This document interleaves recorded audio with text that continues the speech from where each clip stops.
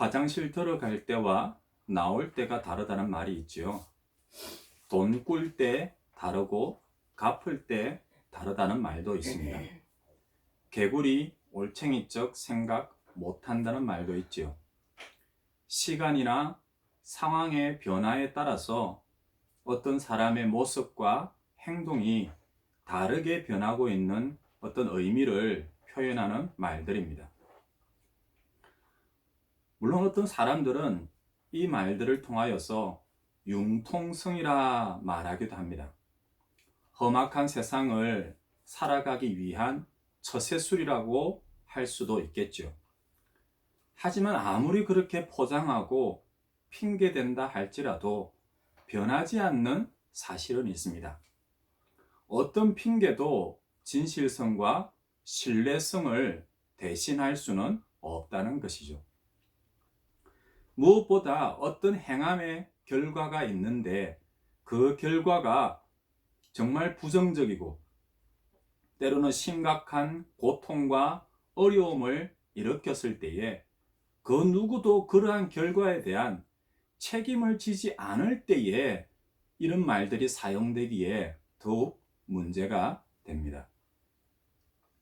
앞과 뒤가 다르고 겉과 속이 다르며 그 시작과 끝이 다른 모든 삶과 행동들에 대하여서 어떤 핑계를 대거나 때로는 책임을 회피하려 하여도 피할 수 없는 한 가지 원칙, 진리가 있음을 우리는 잊지 말아야 합니다. 세상에서는 사필귀정이라 말합니다. 때로는 인과응보라 말할 때도 있습니다. 성경에서는 이를 다르게 표현하죠. 죄의 싹은 사망이라 말씀합니다. 무언가 잘못된 것이 있다면 그 잘못된 것에 대한 결과로서 분명한 책임이 있어야 한다는 뜻입니다. 창세기 3장은 바로 이러한 원인과 결과 그리고 행함과 그 결과에 대한 책임을 죄와 심판이라는 말씀으로 설명하고 있습니다. 바로 직전 본문에서는 제일 먼저 하나님의 백성, 그 자녀들을 유혹한 뱀에 대한 심판의 메시지가 선포되었습니다. 아마도 처음에 뱀은 자신의 계략이 성공했다 생각했을 겁니다. 자신이 유혹에 아담과 하와가 넘어지고 또한 하나님께 불순종한 결과를 가져왔죠. 그래서 자신이 승리하고 또한 그 뱀의 뜻이 이루어졌다 그렇게 생각했을 겁니다. 하지만 하나님께서는 이러한 뱀에게 아담과 하와에게처럼 물어보지도 않습니다. 어떤 변명의 기회도 허락하지 않습니다. 바로 그 뱀을 향하여서 심판의 메시지가 선포됩니다. 네가 모든 가축과 들의 모든 짐승보다 더욱 저주를 받아 배로 다니고 살아있는 동안 흙을 먹을지니라. 뱀에게 선포된 메시지는 말씀 그대로입니다. 한 단어로요. 저주입니다. 이 저주라는 말은 창세기 1장과 2장에서 수없이 반복되었던 하나님 나라의 복과 반대되는 개념이 바로 이 저주라는 단어입니다. 하나님 보시기에 좋았더라, 심히 좋았더라 라고 그렇게 세상 만물을 창조하였을 때의 그 좋음, 그 기쁨, 그 즐거움, 그 행복의 모습들과 정반대의 저주가 뱀에게 선포되어졌습니다. 하나님을 떠나 하나님께 반영하고 또한 하나님께 떠나 모든 죄에 근원되는 그런 영적 존재에 대한 심판이 먼저 이루어진 것입니다.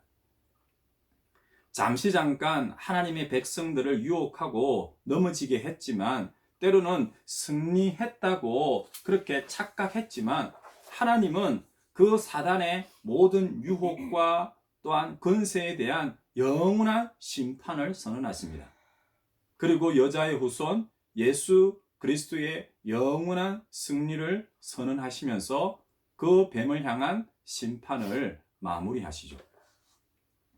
그리고 오늘 본문에서는 두 번째로 하나님을 끝까지 신뢰하지 못하고 그 말씀에 순종하지 못하였던 그 사람에 대한 심판의 메시지도 선포되고 있습니다.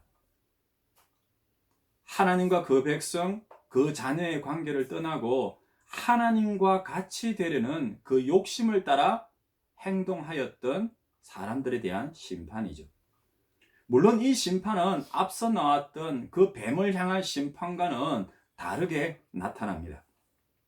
물론 잘못에 대한 책임, 또한 그 벌, 때로는 저주라고 표현할 수 있는 그런 심판의 메시지가 선포됩니다. 하지만 사람에게는 그 심판이 끝이 아닙니다. 벌이 벌로서 끝나는 것이 아니라 너 고생해봐라, 너 잘못했지, 그러면 대가를 치루어 라는 그런 의미로서의 벌과 심판이 아니라 그 벌과 심판을 통하여서 그 사람에게 또 한 번의 기회가 주어지고 또 한 번의 깨달음을 향한 동기부여가 되고 있음이 서로 틀린 것이죠. 먼저 여자에게 두 가지 형벌이 주어집니다. 첫째는 임신하는 고통이 크게 더하여지는 것이고, 그래서 수고하여 자식을 낳는 해산의 고통이라고 표현되어집니다. 생각을 해보세요. 하나님께서는 창세기 1장에 그 사람에게 생육하고 번성하라는 축복을 허락하셨습니다. 그러니 생육한다, 그리고 번성한다, 태어나고 자라고 그렇게 무리를 이루어서 점점 커져가는 것이 분명 축복인데, 지금 선언되어지는 이 심판의 선언의 메시지는 그런 생육과 번성함의 필수의 과정이 되는 임신과 그리고 해산을 큰 고통으로 지금 표현하고 있는 거죠. 물론 이렇게 이 말씀을 들었던, 어쩌면 그 현장에는 없었지만은 오늘 이 말씀을 읽고 있는 이 세대에게는 이런 임신과 해산의 고통을 피할 방법은 없나요? 그렇게 물을 수 있겠죠. 피할 수는 있겠죠. 그래서 많은 방법들이 동원되고 있습니다. 그런 고통이 잘못되었다, 고통을 피하지 말라, 이런 의미로서 지금 설명드리는 것이 아니에요. 오히려 제가 처음에 말씀을 드렸죠. 벌과 심판으로서 끝나는 것이 아니라 그 벌과 심판을 통하여서 또 다른 깨달음과 기회를 제공하고 있기 때문에 우리는 벌과 심판의 그 고통에만, 현실의 아픔에만, 그 책임에만 너무 초점을 맞추지 마시고요. 그 오히려 원인을 한번 이유와 목적을 살펴보아야 하는 겁니다. 하나님께서 왜 이러한 임신과 해산의 고통을 형벌로서 선언하셨을까? 그 이유와 목적을 생각해 보셔야 되는 거예요. 단순히 죄를 지었기 때문에 그에 대한 대가를 치우기 위하여서 그런 임신과 해산의 고통 당해라, 아니 그렇게 당해라 한다 할지라도 어쩔 수 없는 거죠. 그거는 책임이고 대가이고 벌이니까요. 하지만 오늘 우리들은, 이 세상의 사람들은 어떠할까요? 각종 의학적 지식을 도움을 받지요. 어떻게든 그 고통을 줄여보려 합니다.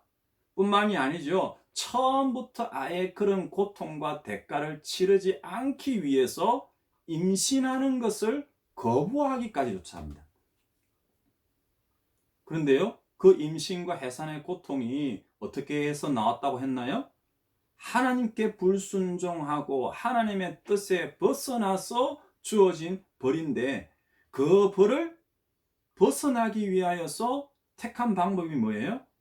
애초에 선언되어졌던 생육하고 번성하라는 그 축복의 메시지를 이제는 아예 원초적으로 거부를 하는, 또 한 번 하나님께 불순종하는 그런 길을 택하는 겁니다. 그래서 우리는 무엇보다도 이러한 하나님께서 이러한 고통을, 심판을 선언하신 이유를 먼저 살펴야 하는 거예요. 생육하고 번성함이 참된 축복임을 먼저 제대로 이해하라는 뜻이에요. 그저 주어진 생명이 아니에요. 만일 내 고통을, 임신과 해산의 고통을 내가 당하지 않기 위하여서 나는 임신하지 않겠다 라고 하면 어떻게 됩니까? 이제 생육에서 생이 없어져 버리잖아요. 그러면은 나는 이미 태어났지만은 어때요? 내 후손은 없어요. 다음부터는 태어남이 없는 거예요. 그러면은 그 생육과 번성함이 축복이 될 수 있느냐는 거예요.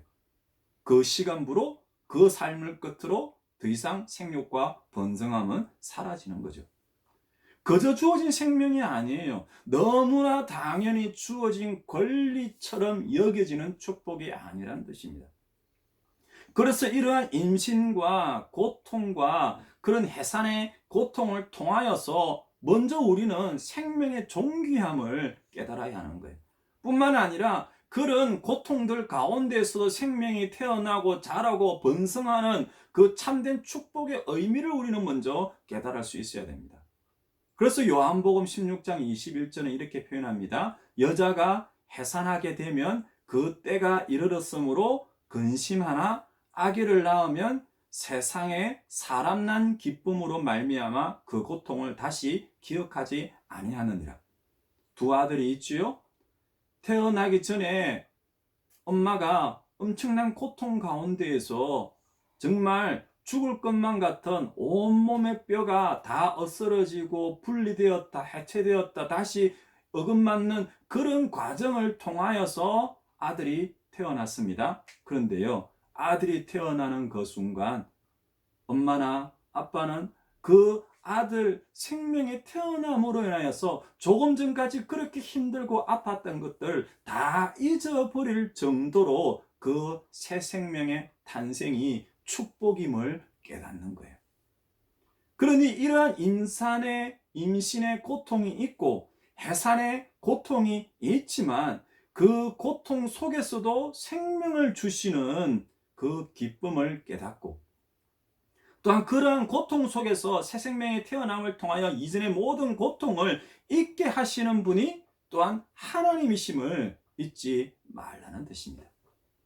그러한 고통 가운데에 생명의 창조주, 주관자가 누구이신지, 그리고 생육함과 번성함의 축복을 누리기 위하여서 우리가 더더욱더 그 하나님을 바라보고 의지해야 함을 말씀하시는 거예요. 주시는 분도 하나님이시고 거두시는 분도 하나님이십니다. 그 하나님께서 복을 주시는 분임을 잊으시고 그리고 그 하나님의 곁을 떠나서 심지어 뭐예요?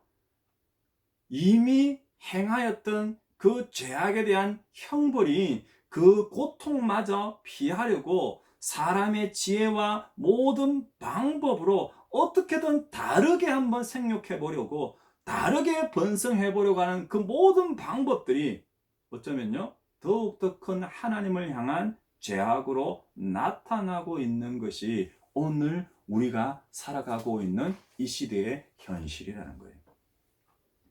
이렇게 여자에게 주어진 형벌이 한 가지 더 있습니다. 그것은 16절에요. 너는 남편을 원하고 남편은 너를 다스릴 것이니라. 이것은 여자와 남자와의 관계 속에서 주어진 형벌이에요. 물론 앞선 것도 마찬가지였지만요. 여자가 하나님의 말씀에 불순종하여 뱀의 유혹을 받아서 넘어졌습니다. 그런데 그 현장에 남자가 있었을까요? 없었을까요? 남자는 애초에 하나님으로부터 먼저 들었던 그 말씀을 여자에게 제대로 전했을까요? 아니면 그러지 못했을까요? 이미 여러 번 말씀을 드렸죠. 하여간 이러한 모든 범죄로 인하여서 주어진 그 형벌을 통해 우리는 그때의 바로 그 당시의 관계를 한번 되짚어 보아야 합니다. 여기서 여자는 남편을 원한다. 다르게 표현할까요? 사모해야 된다. 간절히 바라야 된다. 또한 남편이 여자를 다스려야 된다. 요즘 이런 말을 하면은요. 남녀 평등, 때로는 인권 존중, 또한 여성의 권익이 많이 침해되었던 이전 세대의 그런 현실들 때문에 더더욱더 논란이 될 수밖에 없는 그런 말씀이에요. 그래서 이 말씀을 가지고 여자는 남편에게 무조건 복종해야 된다. 그리고 남편은 여자를 함부로 대해도 되는 그런 관계를 허락하고 있는 근거가 되는 말씀 구절이다. 이렇게 표현하면 안 돼요. 왜냐하면요, 앞서 말씀을 드렸던 것처럼 형벌로 주어졌어요. 그런데 벌과 심판으로 끝나는 메시지가 아니라 왜 그런 벌을 허락하셨는지, 왜 그런 심판을 허락하셨는지, 그런 벌과 심판을 통해서 무엇을 깨닫게 하려고 이렇게 벌을 허락하셨는지 우리가 살펴보아야 하는 거예요. 한번 반대로 생각해 볼까요? 이런 말씀이 주어지기 전인 이전의 여자와 남자의 관계가 어땠을까요? 이전에는요, 굳이 여자가 남자를 사모하지 않아도 되었습니다. 또한 남자도 굳이 여자를 다스리려고 하는 그런 관계도 아니었죠. 왜일까요? 남편이 여자를 향하여서요, 어떻게 표현했습니까? 이는 내 뼈 중에 뼈요, 살 중에 살이라. 그렇게 표현했죠. 가르쳐 주었습니까? 여자가 애교를 떨었습니까? 아내의 문과가 극진한 사모와 헌신을 보였기 때문에 남자가 이런 표현을 한 겁니까? 아니죠. 사모함과 다스림의 관계가 필요가 없을 정도로 오히려 너무나 자연스러운 하나됨, 한 몸의 관계였었어요. 그런데 그런 관계가 깨어진 거예요. 창세기 3장의 그 죄악의 현장을 다시 한번 떠올려 볼까요? 남편이 남자가 옆에 있는데 어떻게 해요? 여자는 그 동산 가운데 있는 나무의 열매를 먹으면서 남자에게 물어보았을까요? 이거 먹어도 돼? 먹어도 되지 않아? 혹시 이것에 대해서 하나님께 어떤 말씀을 들은 것이 있을까? 없을까? 물어보았을까요? 그 당시에 그 남자는 그것을 먹으려고 하는 여자에게 그것을 해라, 아니면 하지 말라, 왜 그것을 하지 않으면 안 된다, 그것을 왜 해야 된다, 이런 말들을 했을까요? 그렇지 않기 때문에 그 당시의 현장이 죄라는 이름으로 나타나는 것이고요, 결코 정상적인 관계가 아니었다는 것을 알게 되는 겁니다. 그 이후는 어떨까요? 그 범죄의 현장, 그 하나님께 말씀에 불순종한 그 현장에서 일어났던 그 죄악에 대한 결과에 대하여서 이제는요, 서로에 대해서 책임을 돌리고 있는 거예요.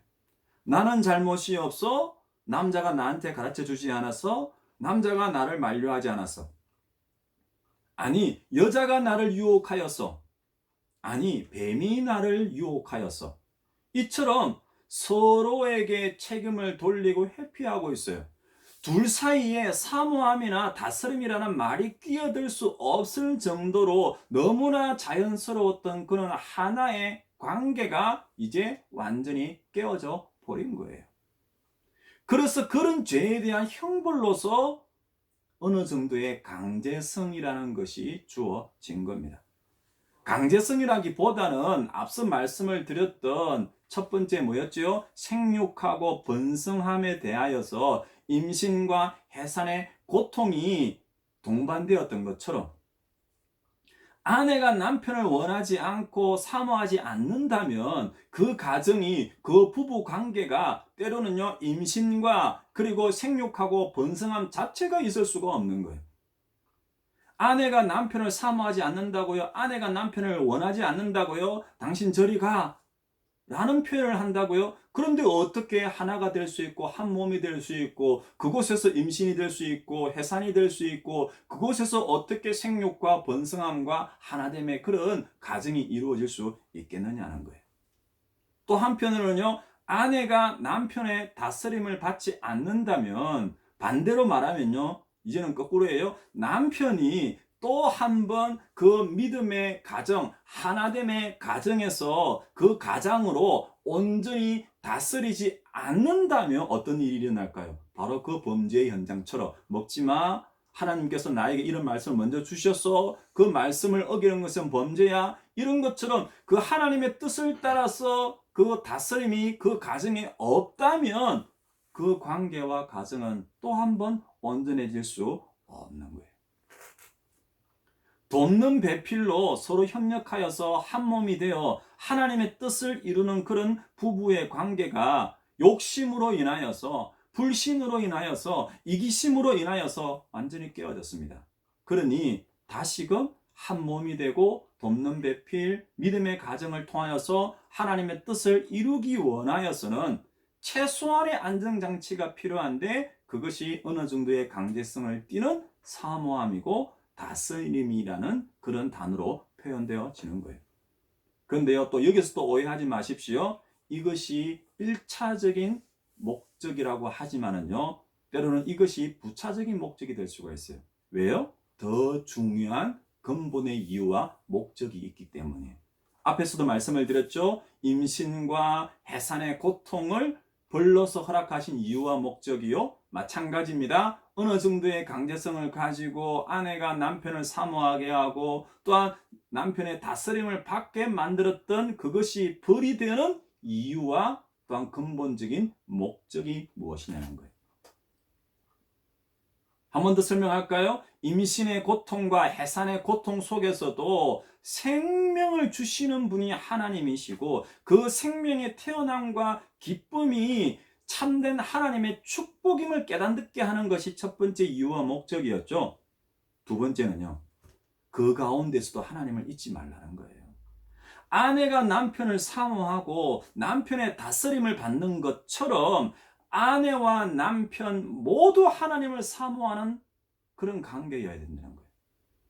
하나님이 그 가운데 없으면은요, 남자와 여자 둘 사이의 관계로서 어떤 기준을 만들든지 어떤 원칙을 만들든지 그들 나름의 관계잖아요. 그런데요, 그 아내와 그 남편 사이에 하나님이 계신다면, 믿음의 가정이라면은 그때부터는요, 일반적인 남자와 여자의 관계가 아니라는 거예요. 그러니 아내만 남편을 사모하는 것이 아니고요, 아내가 남편을 사모하듯이 하나님을 사모해야 되는 거고요, 아내만 하나님을 사모하는 것이 아니라 그 남편 역시 하나님을 사모하는 가정이 되어야 돼요. 뿐만이 아니죠, 아내가, 여자가 남편에게 다스림을 받는 것만이 아니라 그 남자도 하나님의 다스림을 받는 그런 관계, 그런 가정이어야 하는 겁니다. 그러니 이 말씀이 미성년자인 아들들에게도 똑같이 말씀할 수 있는 거예요. 가정이에요. 믿음의 가정입니다.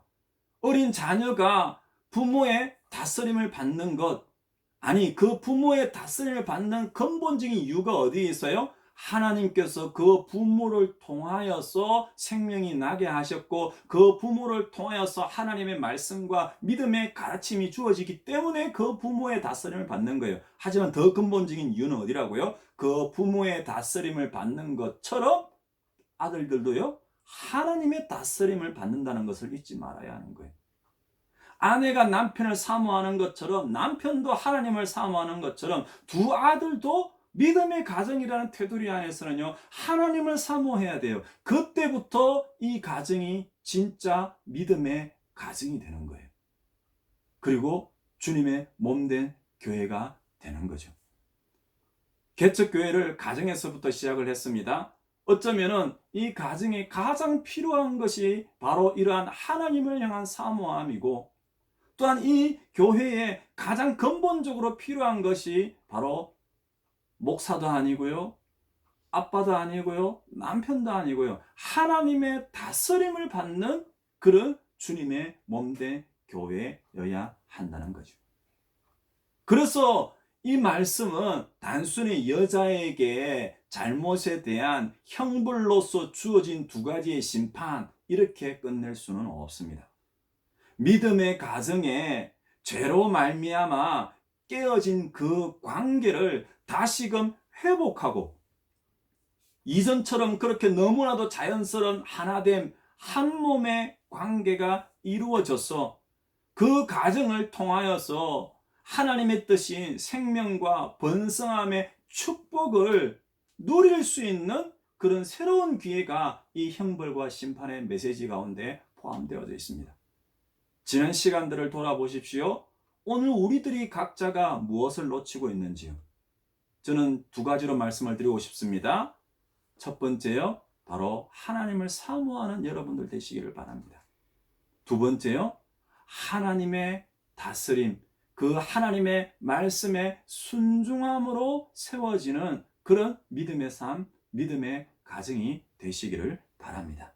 그때 이 가정을 향한, 주의 몸된 교회를 향한 하나님 나라의 그 번성과 생명의 그 축복이 온전함으로 이루어져 하나님 나라가 되어갈 줄로 믿으시기를 바랍니다. 아멘.